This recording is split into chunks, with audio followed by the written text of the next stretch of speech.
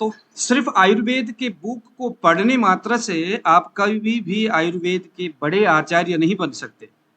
आयुर्वेद को जिस तरह से रखा है, इन श्लोक को, इन शब्दों को, उसको पढ़ने का एक विशेष तरीका होता है।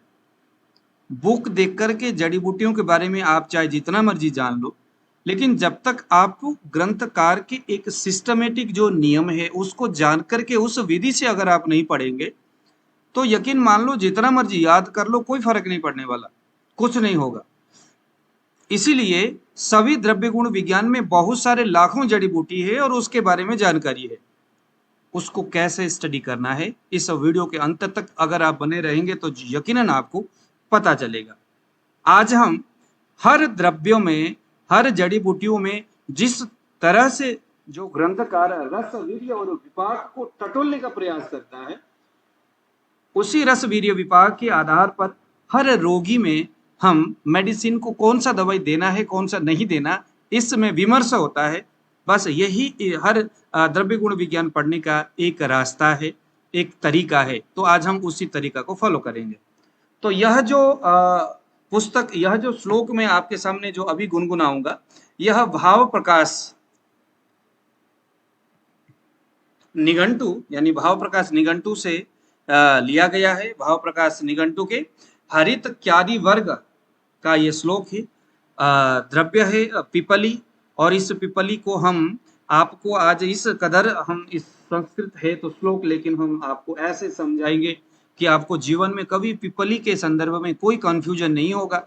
आप धड़ल्ले से पिपली को कहाँ कहाँ किस तरह से प्रयोग करना है आपको यकीनन समझ में आएगा।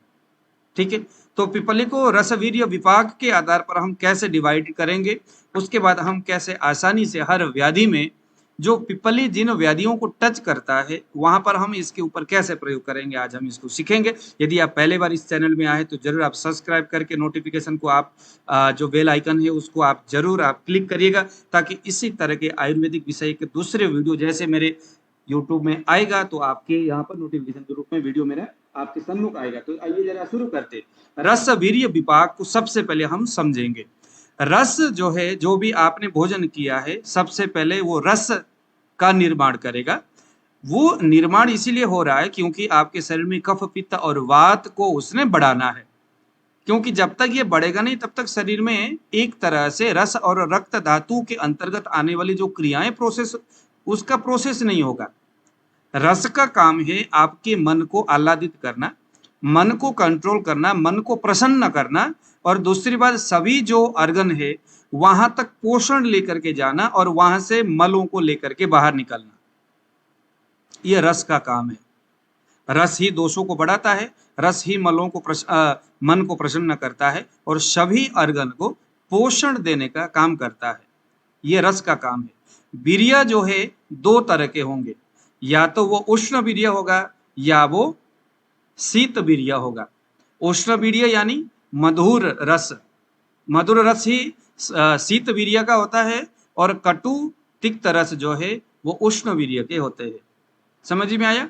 तो वीर्य दो तरह के होंगे। ऐसे ही विपाक भी दो तरह के ही होंगे, मधुर विपाक है ना, और जो है कि मधुर विपाक और कटु विपाक। बेसिकली इसको बहुत सारे जो आचार्य लघु विपाकी और गुरु विपाकी के रूप में इसको जानते हैं, है ना। चाहे आप मधुर रस खाओ, चाहे आप अम्ल रस खाओ, चाहे आप लवण रस खाओ, ये अंतिम में मधुर विपाक ही इसका निर्माण होता है, और दूसरे बाकी के सभी जो रस है वो उसका जो विपाक है वो लघु विपाकी होते हैं, यानी वो कटु विपाकी होते हैं। तो जो मधुर विपाकी है वो उसका काम क्या है, विपाक लेवल में और वीर्य लेवल में जो चीजें हैं, जो रस के वो जो व्यवस्था है, वो क्या काम करता है, आपके अर्गन में पोषण को बढ़ाना है या घटाना है, अर्गन के लेवल को, उसके साइज को बढ़ाना है या घटाना है। बस ये दो चीजें उन्होंने देखना है। बाकी कफ को बढ़ाना, पित्त को बढ़ाना, वात को बढ़ाना, ये सभी रस धातु लेवल में ही है। वीर्य और विपाक के लेवल में बस लघु होना है या गुरु होना है, पोषण को देना है या पोषण को कम करना है। जैसे मान लीजिए किसी का फैटी लीवर है, फैटी लीवर होने का मतलब क्या है, या मधुर विपाकी ज्यादा हो रहा है ना, यहाँ पर क्या है, शीत वीर्य ज्यादा, मतलब कि शरीर में शीत वीर्य के काम हो रहा है ज्यादा और मधुर विपाक का काम ज्यादा हो रहा है। तो दवाई क्या देना है हमें, उष्ण वीर्य और लघु विपाकी, लघु विपाकी है ना, लघु और गुरु विपाक के संदर्भ में लघु विपाकी और उष्ण वीर्य द्रव्य देना है जो रस धातु के अंदर होगा। तो रस वीर्य विपाक इन तीनों को ऐसे जोड़ करके हमने देखना है, ठीक है। इसके आधार पर मैं अभी यहाँ पिप्पली नाम के जो ये जड़ी बूटी है उसके गुण धर्मों को पढ़ूंगा, आपको जरूर मजा आएगा। इसी तरह से आप दूसरे आयुर्वेदिक औषधियों को आपने पढ़ना है आयुर्वेदिक ग्रंथ में, और कभी भी किसी प्रकार के दूसरे लोगों के बताए हुए सिर्फ आयुर्वेदिक ग्रंथ में जो बताया है उसी के आधार पर आपने समझने का प्रयास करना है। स्टडी अगर आप करना चाहते हो तो सिर्फ ग्रंथ का करिए, किसी भी व्यक्ति के लेख को नहीं। वो लेख अगर किसी ग्रंथ से ताल्लुकात रखता है तो जरूर उसको आप पढ़िए। अगर वो लेख किसी भी आयुर्वेदिक ग्रंथ के इन प्रामाणिक ग्रंथों से हट के अगर वो लेख है तो उसको जरूर आप इग्नोर करिए, इतना मेरा आपसे रिक्वेस्ट है। तो चलिए जरा पिपली नाम के इस जड़ी बूटी को हम पढ़ेंगे, उसके बाद आपको पता चलेगा कि सभी दूसरे जो जड़ी बूटी है उनको हमें किस प्रकार से समझना है। यहाँ पर सबसे पहले तो इसके पिपली का पिपली मागधी कृष्णा वैदेही चपला कड़ा उपकुल्योषणा शौंडी कोला श्या तीक्ष्ण तंडुला, ये सारे पिपली का नाम है ना, अलग अलग जगह में इन नामों से उनको जाना जाता है। अब इसके गुण यहाँ बताया है। पिपली दीपनी, जो पिपली है वो दीपन कर्म करता है, यानी अग्नि को बढ़ाने का काम करता है। वृष्या यानी वृष्य की कमी होने से लो लिबिडो होता है। लो लिबिडो मतलब काम इच्छा की कमी। अगर आपके शरीर में काम इच्छा की कमी है, शरीर में सेक्सुअल कैपेसिटी कम है, शरीर में एकदम कमजोरी बहुत ज्यादा है, यानी वृष्यता की कमी है, तो पिपली वृष्या यानी उन स्थिति में पिपली बेहतर काम करता है। स्वादुपाका, अब यहाँ पर आ गया ऊपर हम रस वीर्य विपाक में बता रहे थे ना, विपाक क्या हो गया पिपली का, स्वादुपाका, यानी ये मधुर विपाक इसका है। मधुर विपाक का काम क्या है, किन्हीं चीजों को बढ़ाना, धातु लेवल में, अर्गन लेवल में, सभी प्रकार के अर्गन में मन को, बुद्धि को, इंद्रियों को प्रमोट करने का, उनको बढ़ाने का, उनको क्या करना, उनके साइज को बढ़ाने का, उनमें प्रसन्नता को बढ़ाने वाली कार्य कौन करता है, मधुर विपाकी। तो पिपली को क्या बताया गया, स्वादुपाका। इसीलिए ये दीपनी है, दीपनी होने के बावजूद अग्नि को बढ़ाने के साथ साथ ये स्वादुपाका, इसका विपाक जो है मधुर है, कफवर्धक है, इसीलिए इसे रसायनी, रसायन इस शब्द से संबोधन किया है। तो चरक संहिता आप पढ़ोगे तो वहां पर पिपली रसायन के करके एक अलग सा अध्याय है। कुटी प्रवेशिका के संदर्भ में भी पिपली रसायन की बातें वहां लिखा गया है। पिपली को इतना अच्छा दर्जा दिया है महापुरुषों ने, इसलिए इसको इग्नोर नहीं करना। लेकिन कैसे हम इसको प्रयोग करेंगे, कौन सा गुण को हम कहां पर डालेंगे, इसको तो समझना होगा ना। इसलिए अगला श्लोक देखिए, अनुष्णा कटुका स्निग्धा वात श्लेष्म हरि लघु, ये है पिपली का विशेष वैशिष्टता। अनुष्णा है ये, कुछ गर्म है, अनुष्णा मीन्स कुछ उष्णा, थोड़ा गर्म है ये। इसीलिए कटुका, कटुका मीन्स कटु रस वाला है ये। जब आप खाओगे तो कुछ कटु लगेगा। कटु मीन्स जैसे काली मिर्च है, जैसे पिपली है, जैसे दालचीनी है, ये क्या है, काली मिर्च जैसा ही है। कटुका मीन्स काली मिर्च जैसा स्वाद। तो पिपली का स्वाद कटु है, कटु होने के वजह से ये कफ को हरण करता है, और इसमें लघु गुण है। लघु का मतलब फिर वही है, इसका वीर्य क्या है, लघु है। विपाक क्या था, मधुर था, वीर्य क्या आ गया, लघु है।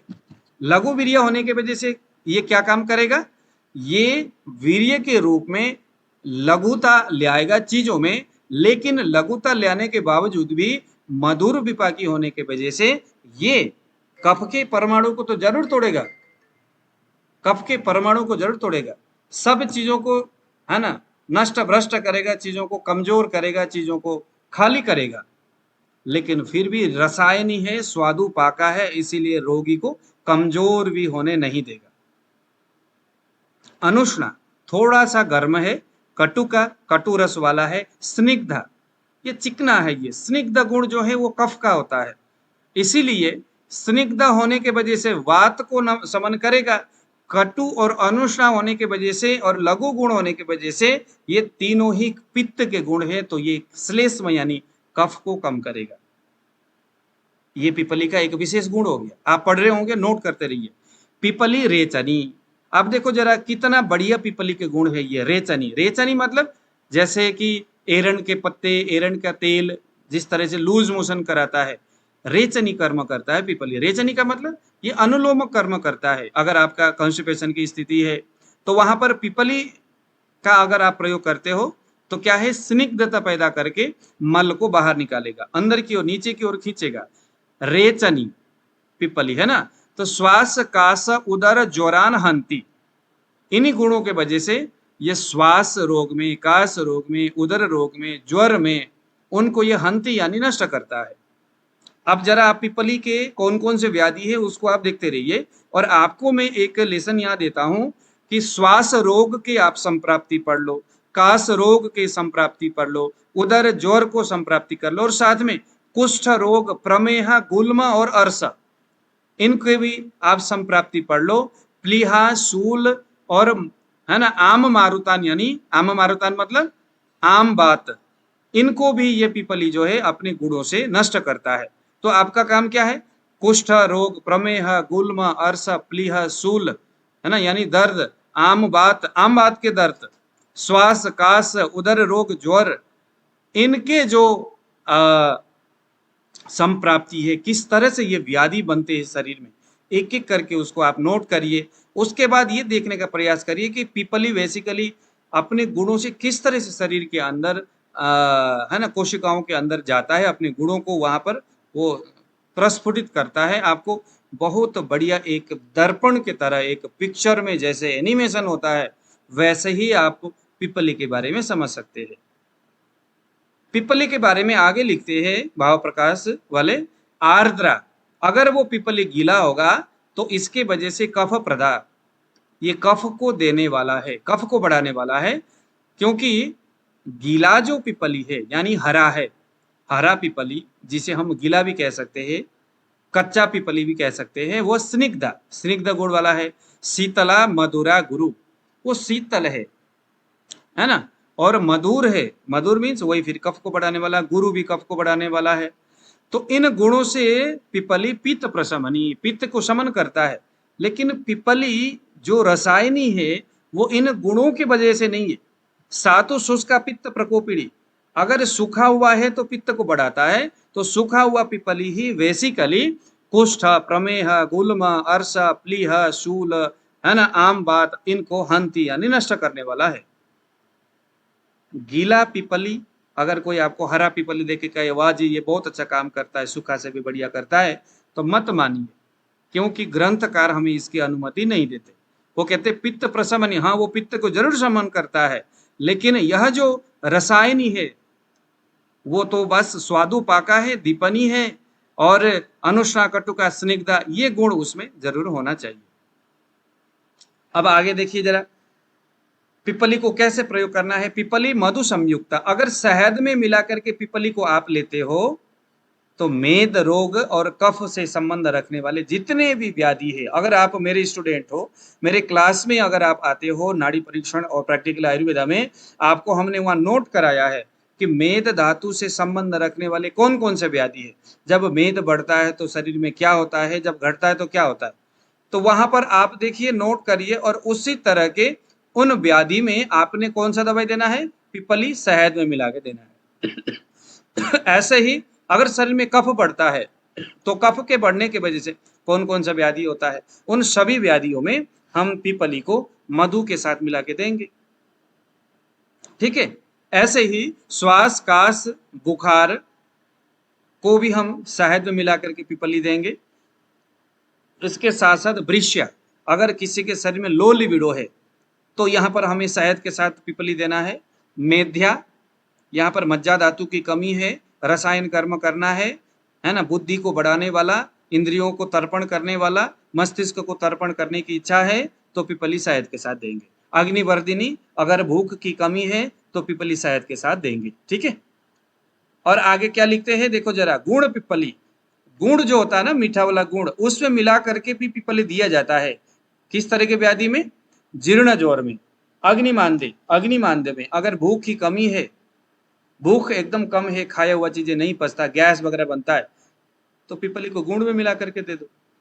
इसके साथ साथ में कास अजीर्ण, कास रोग है, अजीर्ण है, अरुचि है, श्वास रोग है, दमा जिसे बोलते हैं, रक्त यानी हृदय से संबंधित पीड़ा है, पांडु है, एनीमिक कंडीशन है ना, और कृमि रोगान, कृमि पेट में अगर कीड़ा है तो ये अनुलोमन करने वाला जो पिपली है, गुड़ में मिला करके आप दोगे तो आप जानते हो जो कीड़ा होता है ना, वो गुड़ से बड़ा प्यार करता है, मतलब गुड़ जहाँ मिला कि वहां दौड़ने लगता है। तो बड़ी आंत छोटी आंत की दीवारों को छोड़ करके जैसे ही कीड़े उस गुड़ को खाने आएगा, तो पिपली जो रेचनी है, जो कटु रस वाला है, उष्ण वीर्य वाला है, तो ऐसा जो पिपली है वो क्या करेगा, उस कीड़े को मारेगा। और वो रेचनी भी है, यानी कि रेचन कर्म करेगा, विरेचन कर्म करने वाला है। तो साथ साथ में कुछ दूसरा लूज मोशन वाले दवाई भी खाने की जरूरत नहीं है, पिपली अपने आप, लेकिन कुछ ज्यादा मात्रा में देना है। देखो यहाँ पर कासा जीर्ण, कास रोग में, अजीर्ण में, अरुचि हो, श्वास रोग हो, रक्त पांडु, कृमि रोगान को कुछ ज्यादा देना है। कौन सा, कैसे ज्यादा? द्विगुणा पिपली चूर्णात, पिपली का चूर्ण द्विगुना हो। अगर 2 चम्मच पिपली है तो 1 चम्मच गुण को मिलाया। गुणों अत्र विषजाम मत, कुछ विषजाम यानी वैद्यों का ऐसा मानना है कि 1 चम्मच गुड़ और 2 चम्मच पिपली, मतलब उसी हिसाब से रोगी के आधार पर 1 चुटकी गुड़, 2 चुटकी, 1 चुटकी गुड़, 2 चुटकी पिपली, या 2 चुटकी गुड़, 4 चुटकी पिपली, इस तरह से मिला करके हमें रोगी को देना है। कौन कौन से रोग में? कास में, अजीर्ण में, अरुचि में, श्वास रोग में, रक्त पीड़ा, हृदय से संबंधित व्याधि में, पांडु रोग में, कृमि रोग में। इस तरह से 2 गुना पिपली लेना है और आधा गुना और है ना, उसके जस्ट आधा जो है गुड़ मिला करके रोगी को खिलाना है। तो इन व्याधियों को वो जरूर नष्ट करता है। तो दोस्तों इस तरह से हमने अभी देखा पिपली का गुण धर्म क्या है और उसको रसवीर्य विपाक के आधार पर हमने उसको कैसे सजाया। ठीक है, तो यह तो एक रसायन ही है, कफ पित्त वात तीनों में काम करने वाला है। विशेष करके मधुर विपाकी होने की वजह से यह रसायन कर्म करने वाला है। उष्ण वीर्य होने के वजह से, है ना, या उष्ण वीर्य कहे या कटु वीर्य होने के वजह से, लघु गुण लघु वीर्य होने के वजह से, या हम कटु रस वाला होने के वजह से यह पित्त को बढ़ाने वाला है, अग्निमांद्य को ठीक करने वाला है। इस तरह से हमने पिपली की कुछ विशेष गुणों को यहाँ समझने का प्रयास किया। इन रोगों में अगर हम पिपली इस तरह से देंगे तो जरूर पेशेंट को बहुत अच्छा लाभ मिलता है। इसके बारे में यहाँ अभी हमने महाप्रकाश के कुछ श्लोकों को हमने यहाँ पर गुनगुनाया, आपको जरूर अच्छा लगा होगा। अगर आपको कुछ चीजें समझ में नहीं आया तो आप कमेंट बॉक्स में जरूर लिखिएगा। बहुत जल्द हम इसी तरह के कुछ दूसरे रसायन या कुछ किसी जड़ी बूटी या आयुर्वेदिक संबंधित जिज्ञासा को लेकर के आपके सामने उपस्थित होंगे। अभी मुझे दीजिए विदा। यदि आप आयुर्वेद सीखना चाहते हैं तो निश्चित आप www.ayushyogi.com में जाकर के आप वहां पर फ्री ऑफ कॉस्ट रजिस्ट्रेशन करिएगा। 30 दिन का नाड़ी परीक्षण और उसके साथ में इस तरह के बहुत सारे आयुर्वेदिक विषय को हम वहां पर रखते हैं और विद्यार्थी बहुत ज्यादा आह्लादित प्रसन्न होते हैं उसको सुन के, पढ़ के। तो आपको बहुत अच्छा लगेगा, बहुत सारे आयुर्वेदिक ज्ञान आपको मिलेगा। तो आज दीजिए विदा, नमस्कार।